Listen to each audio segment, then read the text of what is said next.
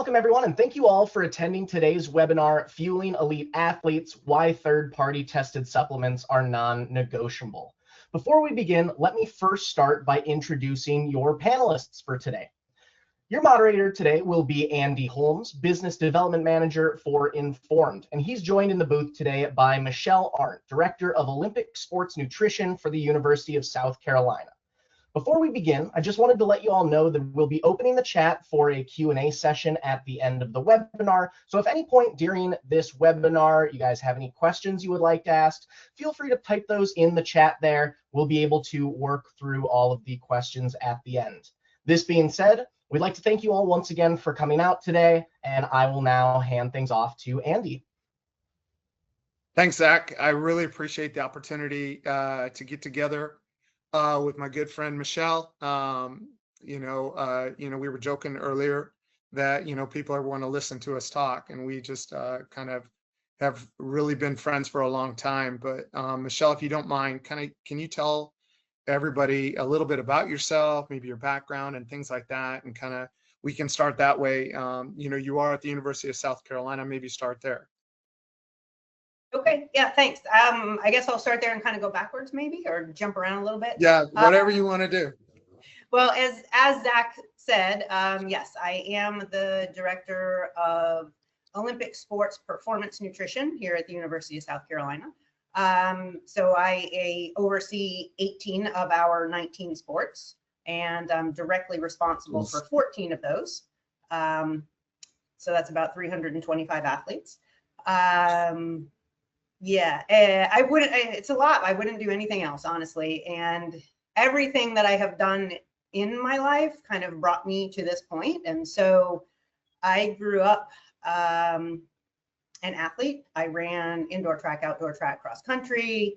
Through high school, I found my way into one of my first or second loves, lifting, right? And so competed professionally in the IFBB, also ran professionally marathons, ultra marathons. I've run, I don't know, over 30 races, marathon distance or longer. Was sponsored by GNC for 13, 14 years, also sponsored athlete with Brooks Running. And so I've spent a lot of my life as an athlete learning about nutrition, sport nutrition, strength and conditioning, to try to set myself up to best enjoy what I was doing in the sport world, but also to do the best that I could. I was never the best born athlete, but maximizing my knowledge in the strength and conditioning and sport nutrition really helped me to succeed with that. I also, from an education standpoint, also now have my RD, and so that allows me to work in this space in college athletics. But I've worked with athletes from professional Ironman, Ironwoman, professional boxers, youth athletes, youth soccer, ice hockey, professional development academy soccer athletes,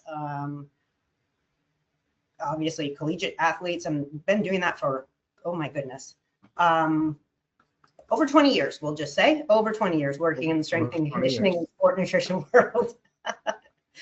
How long have we known each other? We've known each other for a long time. I mean, I was just thinking about that. It's over 10, maybe 15 years. Yeah, probably. Probably. Yeah. So no, that's a extensive background. And I bet the fact that you're an athlete or a former athlete gives you a lot of credibility with the kids. And especially when you're trying to get compliance, because they're like, hey, Michelle's been there, she understands, and she's trying to do the best for me. So that's probably a big deal.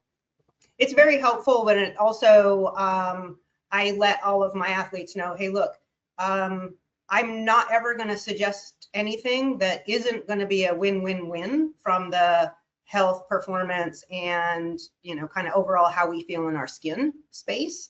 And that's how my approach to this. There's no need for us to sacrifice any one of those for us just to be better at performance. So Yeah.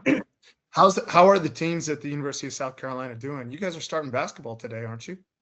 Women started yesterday. We had another match with excuse me, Grand Canyon. So one of our former coaches is coaching there and came back. The men have a game tonight. We also have our last men's soccer match tonight. Women are awaiting NCAA kind of tournament brackets as far as soccer goes.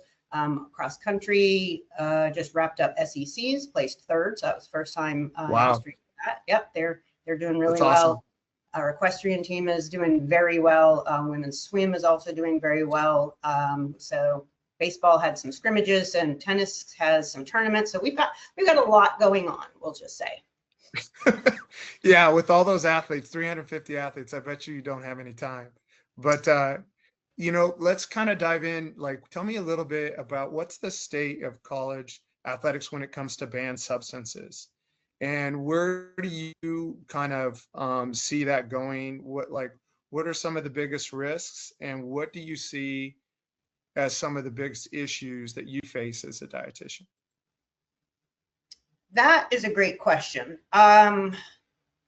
Some of the biggest risks for athletes literally is just not knowing what is banned. Honestly, the NCAA and or WADA do not have a complete list of all of the things that are banned. They kind of can't. And so trying to educate the athletes on, you cannot look up in one entire list of everything that is banned, nor can you keep up with those changes very well on your own end, because some of the listing is anything that might be chemically or structurally related to this item or that item. And, I don't have a mass spectrometer at my house to try to figure out what those things are related. And to be honest, we don't need to, as long as the practitioner has a way to educate the consumer, right? Our athletes and our coaching staff, what to look for in a product, on a product that can let them know if that is safe for their consumption. So one of the biggest things is about the education of the testing of the supplements.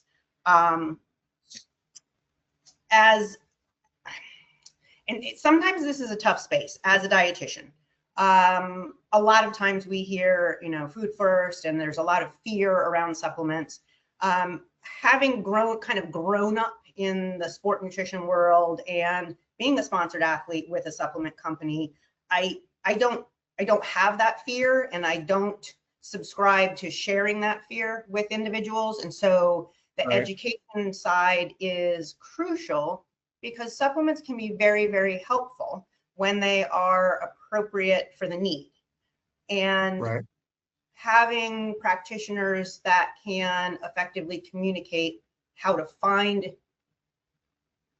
within those effective supplements ones that are safe for our athletes is crucial. And so starting in this role as director of performance nutrition for our Olympic sports, one thing that really stood out to me was the need to overhaul any supplements, vitamins, or anything that we were providing to our athletes, to ensure that we were providing them with banned substance tested items. And so when I originally started that conversation, I think I did approach it the way many people do, with using the terminology third-party testing. And I knew what I meant when I was saying that.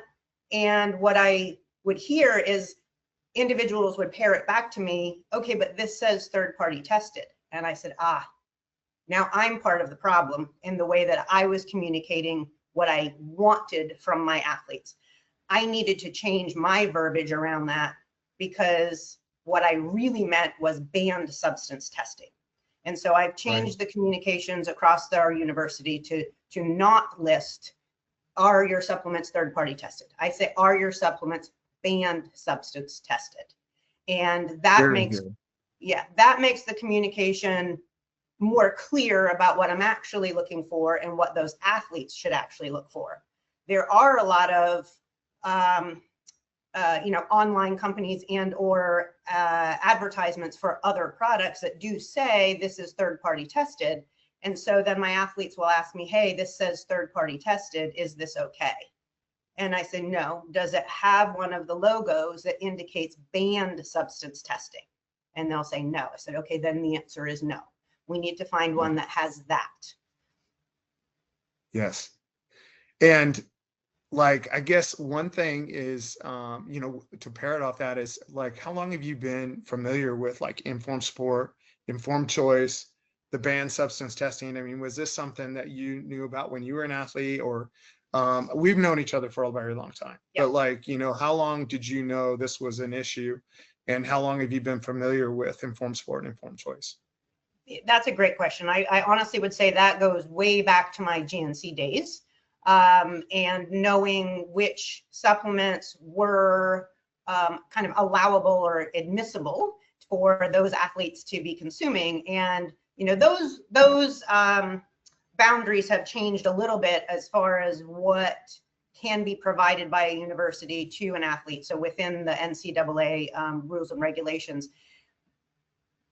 But that doesn't change the testing side of it. And so with GNC being, a very aware company and aware of the needs of practitioners and also athletes to have tested products, a lot of the products that I'll say did use back then and did have back then, because that was a hot minute ago, were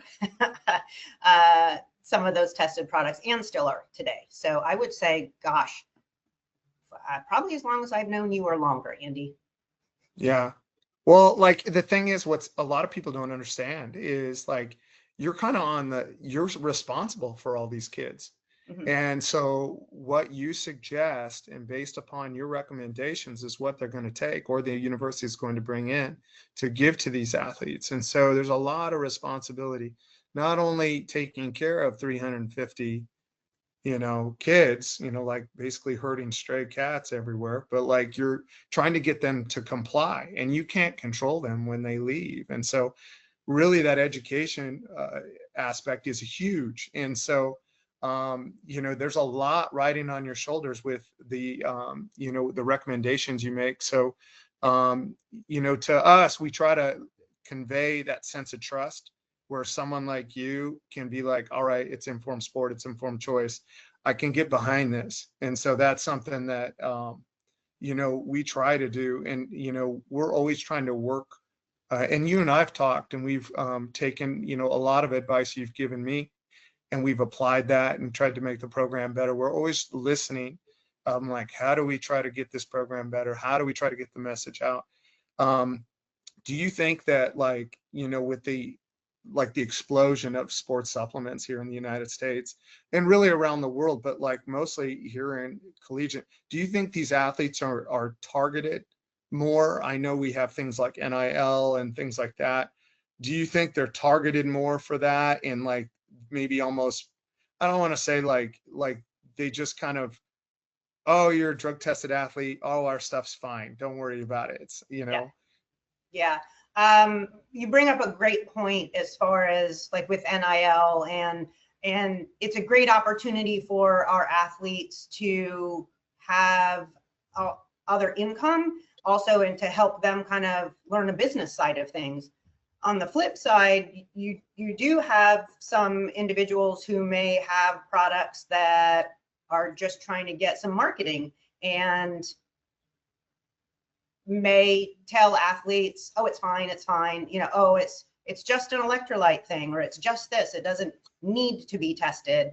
Right. No, everything needs to be. And honestly, not only from the banned substance standpoint, but also going through informed sport, informed choice, any of the informed programs gives the end user assurance of what is in the product. And so even if somebody has, a health condition and they're on medication that might not work well with something they're not aware they're taking, like that's big, and that's very important for them to be aware of. And so it's not just college athletes, and it's not just up and coming youth athletes that might compete at a high level who then are going to become a college athlete, and the banned substance side of it. But it's also just the assurance that there isn't something else in there that we're not aware of.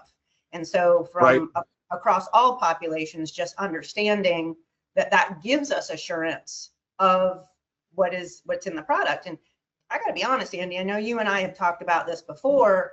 There is a lot of fear around supplement, and there is, people try to, well, you don't know what's in it, or this or that. Honestly, we have more regulation around supplements just through FDA and things than there are around functional foods, right? And then when we layer that with the banned substance testing through an informed program, we have a lot of assurance that what we're taking is very safe. And that can't be said for a lot of other functional foods or things like that we might not think twice about. And so I think in this world of NIL, when somebody approaches an athlete does need to be aware that somebody's word is just as good as a paper it's not written on, right? And so we need to have in writing, in black and white, assurance from a testing standpoint. And I also, again, need to be honest about that. Is one of the big things that I do discuss with potential incoming athletes is we do have the ability to do custom testing with some of those potential NIL individuals because of informed, right? And so you all are stepping up to the plate and helping us to ensure that our athletes are safe and that they're able to take advantage of any of the NIL opportunities, and just, again, make sure that they're safe from that banned substance standpoint. No, that's huge, because what we've seen is NIL become like a multi-billion-dollar entity. And whenever there's money, a lot of times corners are being cut. How do we maximize profits? What a lot of people don't understand is informed sport, informed choice is a nice to have. It's not a have to have. And so, when people choose informed sport and informed choice, they're really choosing the highest quality of, quality assurance you can put. We always talk about, this is Olympic level quality for everyone. And so, a lot of times people don't want to, if you want to play in the space, you got to pay for that kind of stuff. And it's not that expensive, but it's always funny to see, they'll kind of ride on this for so long until they get in front of someone like yourself who knows what's going on and is very protective of the people that she is under or that are under her. And they're like, oh my goodness. And that's where we really see like the NIL custom testing service be really important to us is, we like to give you guys tools. And this is something that kind of breaks that ice and kind of puts us on the front line for you, where we can say, hey, look, pal, if you're going to go after these athletes, you're going to have to be in this type of testing program, because there's no way they're going to risk this athlete's career, the school, the reputation, all that kind of stuff for that. And like, it's amazing to me that like at this day and age, especially, with everything that goes on around sports and how big it is, that people just try to fly by this without like admitting that there's like some kind of quality assurance that needs to be around these kids. And so the fact that you're doing so much and you're talking to the kids and you're utilizing that custom testing service and doing that kind of stuff makes such a huge difference. Like with NIL, are you looking at the NIL growing, and do you see that becoming like testing becoming more of an issue as far as, hey, look, we're getting bombarded by supplement companies or whoever, and no matter what, there needs to be somebody in that space that takes care of that, because we're just not even, we don't want to even go there. And so I know that like a lot of universities have people working in the NIL space, separately, but, do you see that as something where informed or can step in and be like kind of an asset to those people protecting the students? 100%, 100%.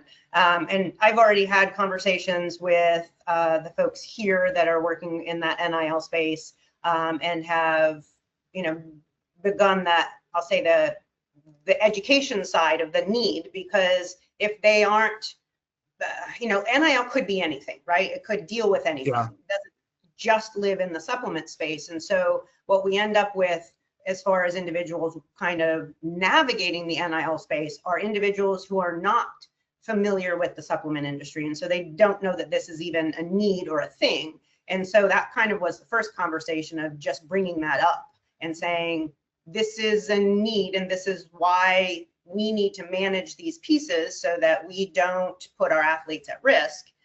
Here is what we have available to us. Thank you very much. And, Yep.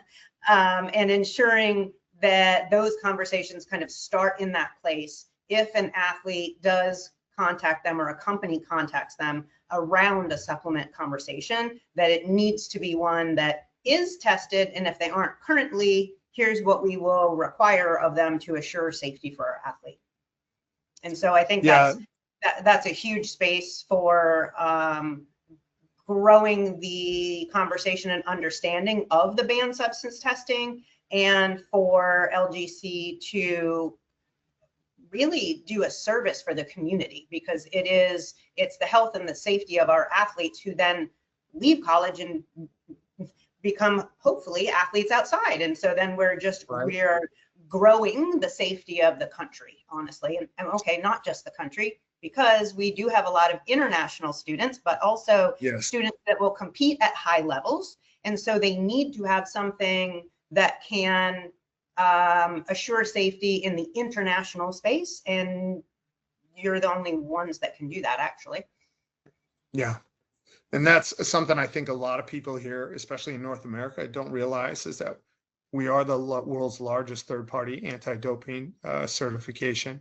And a lot of ones that they might be familiar with are only known in North America. And I think you can find our products in like 152 countries. So it makes a huge difference. Mm-hmm. And, we might have some brands listening to this. And so I thought a good question might be for you is, if a brand wanted to get into a school, as you as a practitioner and a professional, what are some of the things that you're looking for from a brand? If you're like, hey, look, you have an electrolyte, this is something I really would love to get into, your university or wherever. As a professional, what are some of the things you look for in like if there's a checklist or something like that? What would that look like? Well, first and foremost, something that's efficacious and dosed appropriately. A formulation that makes sense from a physiology standpoint and a energy demand of sport need standpoint, and banned substance tested. But it's just, if it's not banned substance tested and it's efficacious, my answer is going to be no, unless they want to go through some testing. And so it, for me, has to be both of those things. Yeah. Okay. Awesome. And that's kind of just across the board anymore. I think, I don't know about you, but I talk to people in your space. I talk to people in the pro space and also the military space, and they're just not going to mess around. They just don't mess around with anything that's not third party tested. And I think also a lot of times, people look at things, whether they're supplement facts panels or their nutritional facts panels. One of the things I, personally, and we've talked about this, is there's still a risk possibly from banned substances on a nutritional facts panel, because a lot of times they'll consider that food because it's a nutrition facts panel, but those could be actually made in the same facilities and maybe right after a product that has a supplement facts panel. Yeah, so you bring up a really good point, Andy, and I hate to interrupt you, but I need to say this, especially to my colleagues in the dietetics field. It is commonly discussed or taught in class that if something has a supplement fact panel, that is a supplement, and if it has a nutrition fact panel, that it is a food. That is not the case. You could put whatever you want on there. And so some companies will go with a nutrition fact panel to try to dance around that, because they know there's still a large number of people that hold on to that incorrect thought. And so can we just, for once and for all, get that out of the way. It doesn't matter if it says nutrition facts panel or supplement fact panel. It needs to be tested.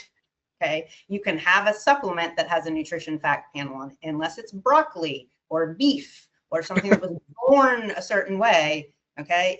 If it's made somewhere, there is a potential that it could be cross-contaminated with something else. And so it needs to be tested.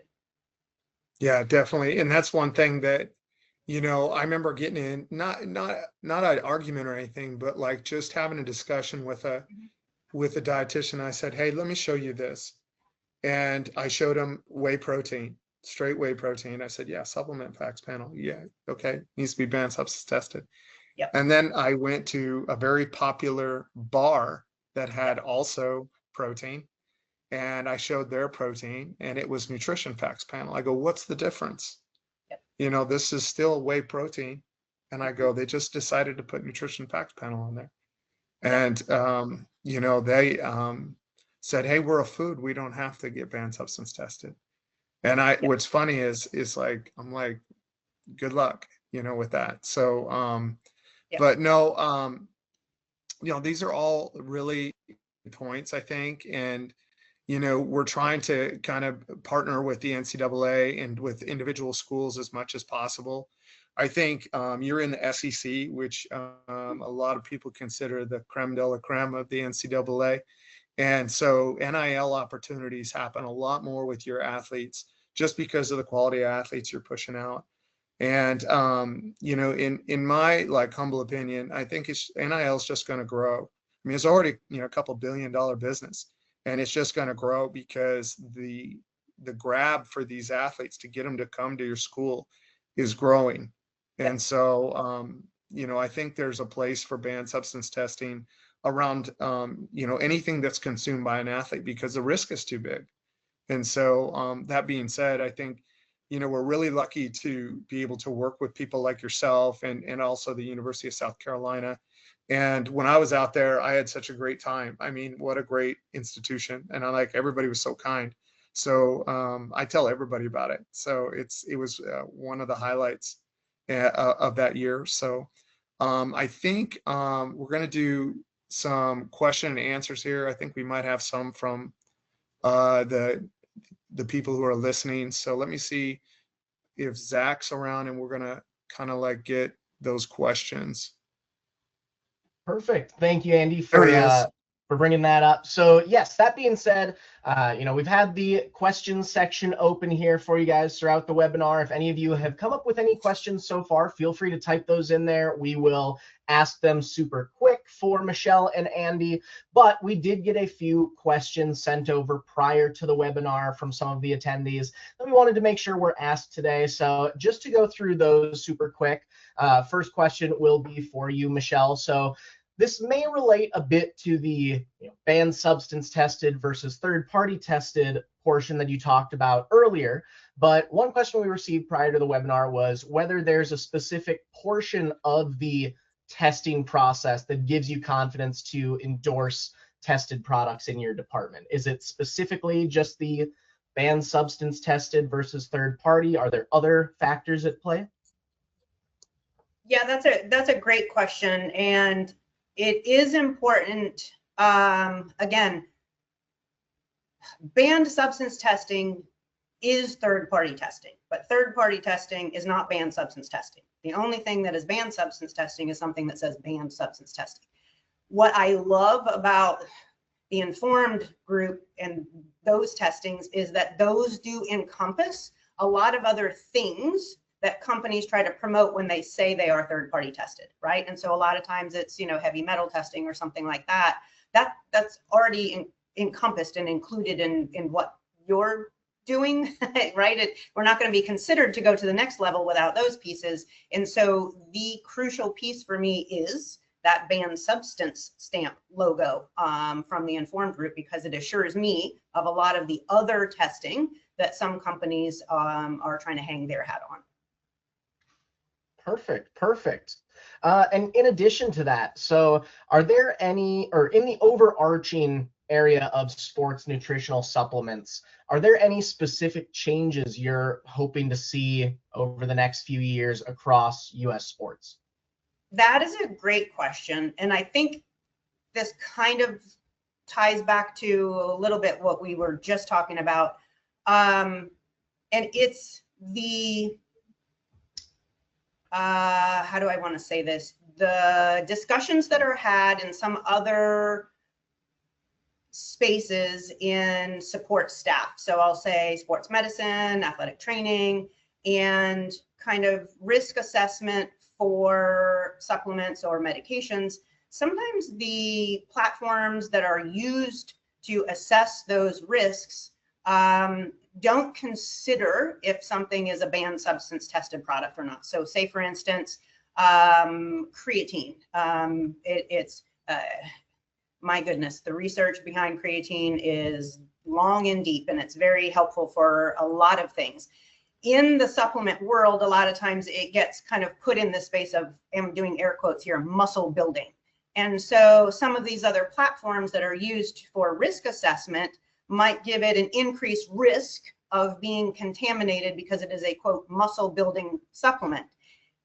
And they don't consider the fact that that creatine may be informed sport tested, which reduces the risk of it being contaminated with something. And so what I would like to see, the shift related to the supplements in kind of this collegiate and sports space, is the across the board use and understanding of what banned substance testing means, and kind of coming away from some of the other older platforms that may be used that don't even consider if a supplement is banned substance tested or not. Perfect. If I can comment on that, Michelle, do you mind commenting just a little bit? Like, you brought up creatine, and what's interesting about creatine and what's going on in the SEC is concussion protocol, and how they're using supplementation to remedy that. You know, concussion has obviously gotten a lot of press and all that kind of stuff. But like, what's interesting about it is supplementation has now been entered the realm. And there's a protocol at some schools, am I correct, with like different supplements that are being used. Again, a need for banned substance testers, if you don't mind speaking about that a little bit.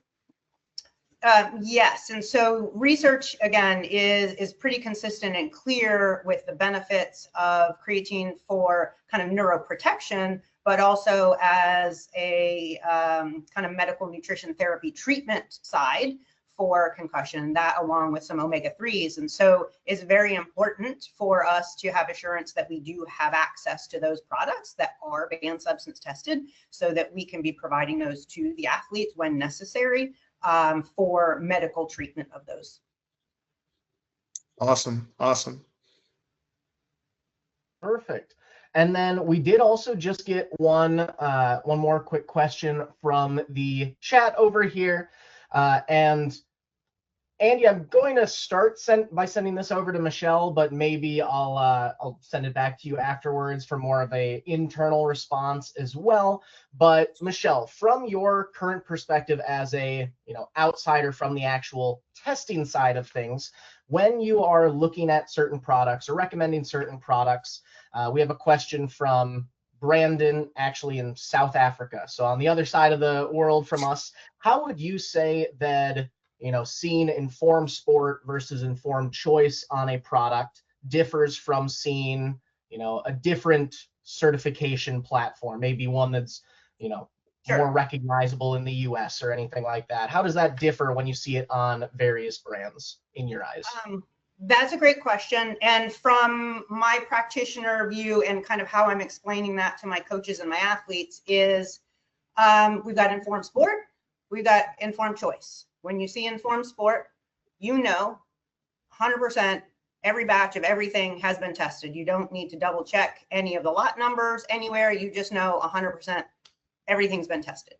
When you see informed choice, that potentially could mean it's skip lot tested, which means every other one is tested. It still goes through all of the kind of pre-qualifications, which would include all of the heavy metal testing and your facility testing. And so it's a really robust testing protocol and program by itself.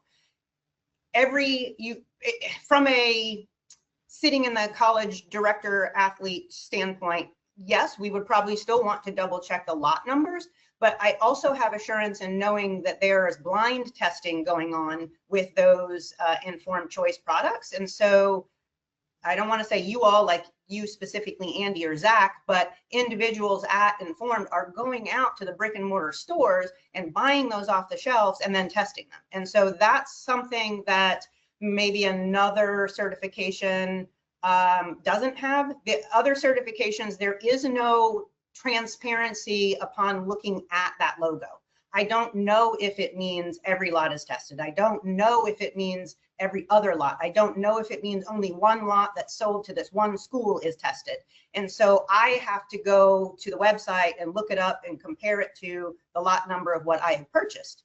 Problems arise though if I'm ordering that from somewhere, they don't tell me the lot number ahead of time. So I got to wait till I get that product in my hands, and then I have to double check it. And what happens if I got one that's not tested? Well, now I got to buy another one. And so it's very problematic from just not knowing what that means. And so for me, I 100% love that when I look at those two different colors, the two different logos, I know exactly what they mean. And so it's very helpful to just kind of cut through the noise and the confusion. So I'll kick it. Well, we've kind of talked about we've kind of talked about this. Like, you know, I remember us having a similar conversation about a similar competitor within the United States. It's like, you know, hey, I want to see all the lot numbers listed. Yeah. What has been tested? I want to see those. And what I like about Informed Sport and Informed Choice, we list those lot numbers so practitioners can find them. You know, one cool thing I think we talked about too with Informed Sport is that it's tested pre-release. Yep. You know, nothing gets out without it being tested. Like you said, I can feel comfortable because you got athletes that go home. You know, they're not coming into your office, you know, during the summertime. No, they go home, they live in other countries, they compete in other countries. And yeah, Andy and I, we have had a conversation about another product, and I was trying to find out which lots were tested. The label on the website that showed me what was tested was not the label on the product. So I didn't know if it was the same product or not. I had email exchange with individuals who were trying to help me figure it out, and they were never able to provide me with an answer if the products that I had were actually tested. And that is, from where I'm sitting, is a problem and not something that I can expose my athletes to. It's just, it's not worth my risking their career. Yeah. Perfect. And Andy, we have another question in the chat here from Allie. And so we've been doing a lot of talking about specifically Informed Sport and Informed Choice over here, but we did get a question whether or not Informed also does testing for label claim verification. So I know there's definitely some info around that if you would like to take a moment just to give a quick plug for the Informed Protein side of things. Sure. And I appreciate Ali giving that question because that's a good one. With Informed Sport and Informed Choice, we're verifying label verification has been done. So that's part of the quality assurance before it goes into banned substance testing. We verify that's being done by an accredited lab. So, you know, there has to be that criteria. Now, what might be more interesting to Ali is that, you know, we have a new certification called Informed Protein. And Informed Protein was kind of a brainchild coming out of COVID, where a lot of people were storing protein, people were consuming protein at high rates, and you couldn't find any good protein. And we found that since when supplies go down, you know, or the amount is real, it costs a lot, that a lot of bad actors will enter into the marketplace and provide protein that is not up to label claim. Now, within the United States, you can have some wiggle room, and believe it or not, it's within 10 to 20%. So like, just let's go, you know, what we usually find is about 10%. So let's just say there's 30 grams of protein listed on the label, and you know, there's only 27 in there. And someone might say, hey, look, That's no big deal. It's 27 instead of 30. I can live with that. But you know what? Basically, you're getting shortchanged 3 grams of protein over time. After 10 scoops, that's 1 scoop for free. Over time, over a year's time, you can expand that out. Somewhere like University of South Carolina, you have 560 athletes. And let's just expand that out. If all 560 athletes were to take 1 scoop of protein per day, every day for 365 days, and we're using, maybe some do, maybe some take 2 scoops, but just as a standard, every athlete takes 1 scoop a day. And if they're getting shortchanged 3 grams every day, that equals out to, as far as lost revenue, about $50,000 of lost revenue for the University of South Carolina, paying for air. So what's significant about this is that the government control for label verification allows a lot of wiggle room. Informed does not. We require it's within 2% of label claim. We're also, running a free amino acid screen to check for amino spiking. We're also making sure we're doing nitrogen testing for melamine, alamine. These are high nitrogen compounds that are put in there to fool a test and can cause liver damage. But, when you go to a store or when you get online and you purchase protein, that's going to be your biggest purchase. And so, you want to get what you pay for. And I don't know if anybody's purchased protein lately, but the prices of protein are going through the roof. You're going to see a lot more brands mixing whey protein with some other kind of protein because they just can't afford it. So you want to make sure what you're getting. And Michelle, I know you, and correct me if I'm wrong, you have budget. And so you're like, hey, I just don't get to blow money. I want to make sure that it's what I get the most for my money. And so that's probably a pretty big deal to you, I would think. 100%. I want to know what I'm spending my pennies on is all protein. I don't need filler. I don't need something pretending to masquerade around as protein. No, I need the protein. Yeah. So hopefully that helps out answer Allie's questions. And, all that is part of the quality assurance that we bring. We do have the global gold standard. So, what we put out there and what we put our mark on, it matters. And so you can be rest assured that you're getting the best type of quality supplements you can get. Perfect. And we did have one final question in the chat here from Craig. And Andy, I'm going to kind of do the same thing with this one. I'm first going to send it over to you from more of an internal standpoint view. And then, Michelle, I'm also curious on your takeaway for this. So this is from a brand perspective that they are asking. But, Andy, they're wondering, how do you make informed cool to the average consumer? Because to the average consumer, testing for banned substances is not always a necessity. Right. And that's a good point. I mean, Craig, very good question. And how you make it cool is, and Michelle can probably speak to this too. Like, the evolution of supplementation has grown so much. People know more about what they're putting in their body than they ever have in the past. And if you don't believe them, just ask them, what are you taking? And it'll be a half-hour conversation, because they'll tell you what they're taking, why they're taking it, all that kind of stuff. What you need to do to make it cool is like, hey, you know what? Why do you choose that brand? Well, Rob Graff, who's my colleague, we always joke around that banned substance testing is not only for the big leaguer, it's for the little leaguer too. So, if you care about what you're putting in your body, you want to get Olympic level quality, and so, you're really selling that from a point of view to the average forever athlete. More people are taking supplements now than they ever have. In 2017, there was a study that 30% of all adolescents in the United States were taking a supplement, 30%. And so what that tells me is that the consumption of supplements is growing. But also the pie is growing. There's more brands out there than there ever has been. Why do they choose your brand, Craig, over somebody else's? Well, you know what? I'm bringing, the best quality. Like, I'm bringing Olympic level quality. I could have a world-class track athlete in the Olympics taking my product, or I could have a mom and dad who are purchasing it for their kid that's in high school running track. And so, and I can feel comfortable that he's getting the same type of quality assurance that that guy who's on the podium is getting. And so like, and you know, people don't have any time. You know, they want to, you know, they don't have any time. When they see our marks, it cuts through all the BS, it cuts through all the time. And they're like, hey, I can trust those guys. Those are the people I want to buy from.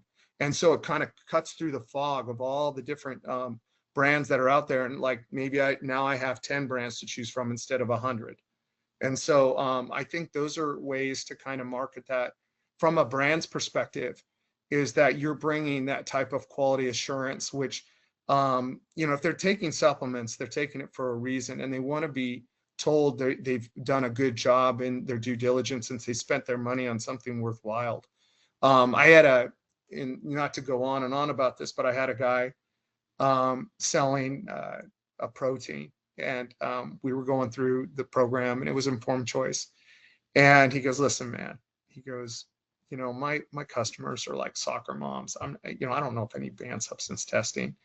And I asked him, I said, hey man, I said, do you got any kids?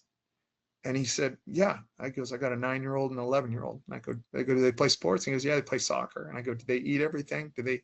And he goes, no. And I said, well, imagine you have that 9-year-old or that 11-year-old, and they won't eat any meat, or they just, their dietary, they're deficient.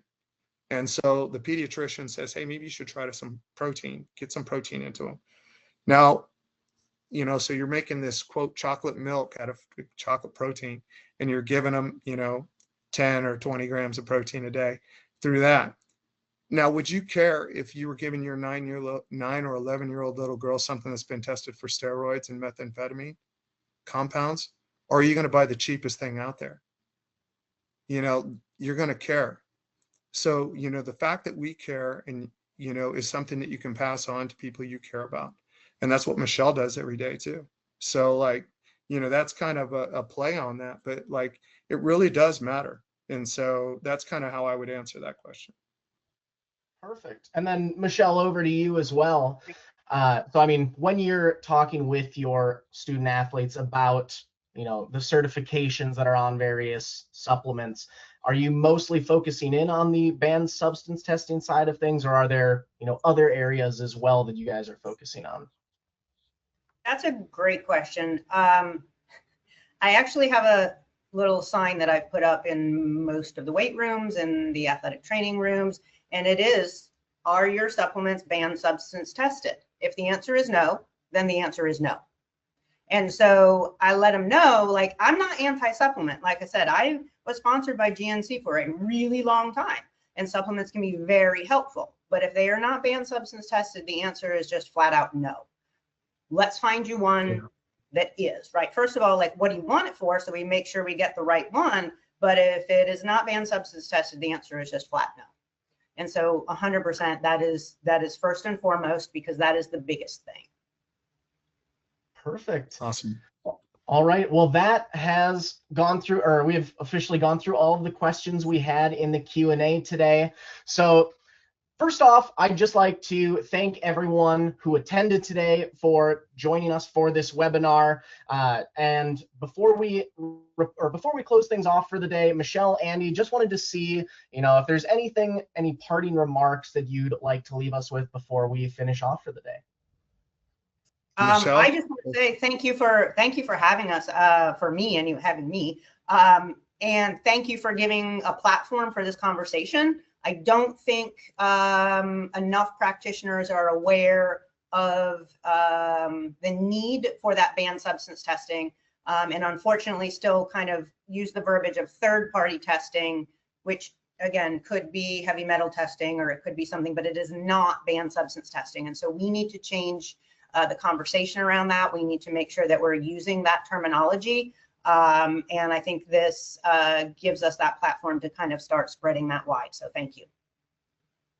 Perfect. Yeah, I would just, you know, I just want to thank you, Michelle, for spending your time. I know you're super busy. You know, if people don't know it, she's very humble about what she does. She's probably one of my most favorite people. And she has such a big heart, and she does really care about her people and her friends, That's and what unbelievable person. And so, and great, practitioner in what she does. And so, have a great friendship with her, but you're just a wealth of information and just a wonderful person to be able to call up and say, hey, do you want to do this webinar? But hey, what do you think about this? And we've, that's always been a treasure to us and to me. So, I just appreciate you spending time with us today. No, thank you, Andy. And yeah, Andy is on my speed dial. If I ever have a question about anything supplement, Andy, help me out with this. Like, again, such a gem, and so thankful that he is as passionate about what he does, and promoting and supporting what the mission of LGC and Informed is. And so, yeah, thank you for being you and for helping us to get these individuals more educated and keep them safe. Yep. Thank you. Perfect. Well, once again, I just want to thank you all for joining. Michelle, Andy, thank you guys for being a part of this webinar, and everyone in the chat watching. Thank you guys all for joining today. Thanks to all our registrants for being a part of this. For everyone who attended today, you will be receiving an email in the next day or so with a recording of today's webinar. If there were any parts you wanted to go back through and rewatch or get a closer look at, you'll be able to do so. And if you're interested in learning more about informed sport or any more information from Michelle Arent at the University of South Carolina, please feel free to visit our website or message us at WeTestYouTrust@lgcgroup.com, and we're always more than happy to help answer any questions. That being said, thank you all once again for joining, and enjoy the rest of your day.